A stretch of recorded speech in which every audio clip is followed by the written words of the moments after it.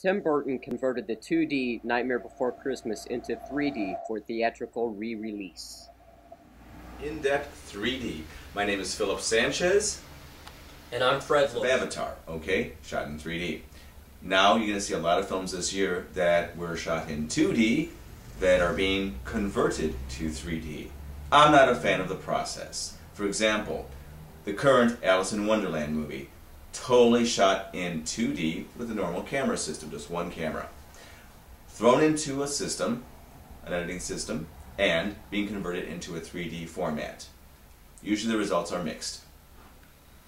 And last episode I had talked to you about how our regular 3D film is shot.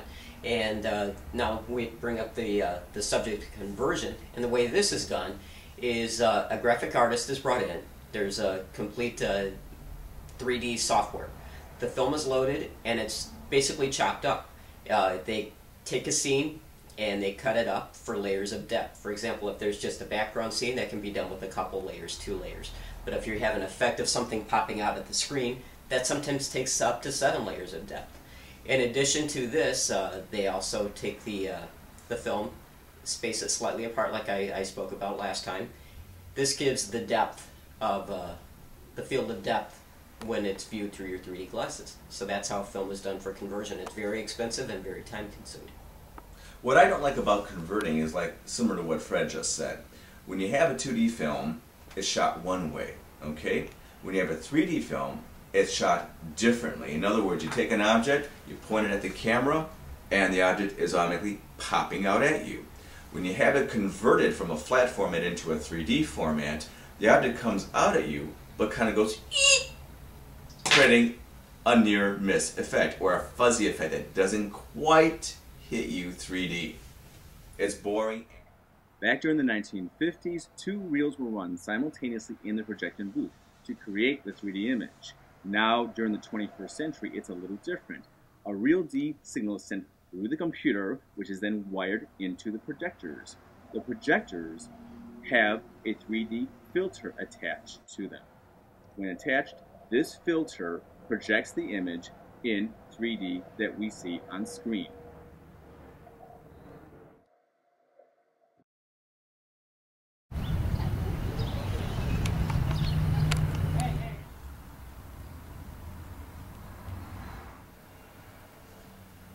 Going to see the 3D film in a theater as opposed to seeing it in your home. You're at a 3D movie, you've got a grand huge screen in the dark, it's the main area of focus, your attention is 100% on the screen, the 3D is coming at you, life is fun. When you're doing the same thing at home, it's a little different. You're in your living room, TV screen is smaller, you've got all of your other distractions, the phone is ringing, the dog is barking and wants to be fed, the kids are running around. The effect is minimized. It's just not as much fun. It's not a grand experience as it is as going to see one in the movie theater. So we do recommend 3D in the theater where it's meant to be. A lot of fun. And there are a lot of exceptions to that too, actually. In the last 10 years, some really popular TV series shot episodes done exclusively in 3D, and the results actually were pretty good.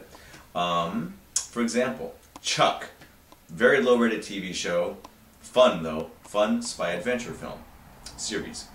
They did a 3D episode last season, which was done exactly with 3D in mind. Lots of depth, lots of gimmicks popping out at you, and it was done beautifully. Same thing with the Medium, but in reverse. The Medium shot only certain scenes that were in 3D, and while the effects kept popping out at you, it didn't distract from the actual storyline. Beautiful TV video version. Unfortunately, when feature films like Fred mentioned are converted to 3D on home video, the differences in the mediums make it a different experience. They don't work out nearly as well because the effects are minimized. I love My Bloody Valentine in the movie theater. Was not fazed at all when I saw it on home video in 3D. Friday the 13th Part 3 was a fun experience in the theater. When I saw it on home video, it was just as much fun. Until next time, I'm Fred. And I'm Phil. Watch Shrek 3D on home video in 3D. And we'll be coming at you.